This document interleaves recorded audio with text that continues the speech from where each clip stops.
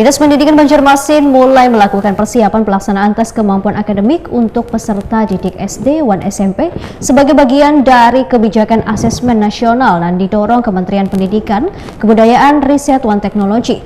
Kebijakan ini bertujuan memetakan capaian kemampuan akademik peserta didik secara lebih komprehensif. Dinas Pendidikan Banjarmasin mulai melakukan persiapan pelaksanaan tes kemampuan akademik untuk peserta didik SD 1 SMP sebagai bagian dari kebijakan asesmen nasional yang didorong Kementerian Pendidikan, Kebudayaan, Riset, dan Teknologi. Kebijakan ini bertujuan memetakan pencapaian kemampuan akademik peserta didik secara lebih komprehensif. Kepala Dinas Pendidikan Banjarmasin Rian Utama, Waitakon di Prima TV Senin 17 November 2025 memadahkan pelaksanaan tes kemampuan akademik direncanakan berlangsung pada awal 2026 dengan waktu pelaksanaan dari Februari hingga Maret 2026. Dinasnya Wahini masih membahas teknis pelaksanaan bersama seluruh jajaran terkait untuk memastikan kesiapan sekolah sebelum asesmen dimulai.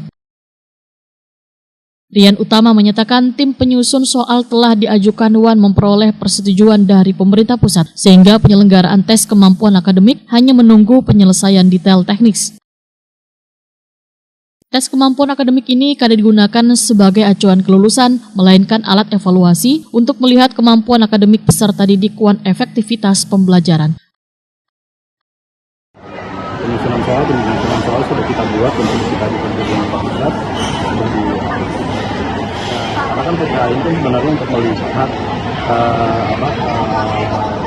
kemampuan dari masing-masing siswa, kemudian juga mengevaluasi proses pembelajaran yang saat ini yang sampai kepada siswa itu hasilnya seperti apa. Karena saat ini kan tidak ada pola ukur yang secara nilai itu kepada siswa, kepada lulusan dari semua sekolah. Ini sih itu sebenarnya kalau saat ini belum ada terkait itu, tapi hanya untuk katanya dong PKAT bentar lagi jalur prestasi. Itu kan belum dulu ya. Oh berarti TKA dulu. Ya, yang jelas kita ada di TKA dulu, kita melihat setelah TKA ini seperti itu.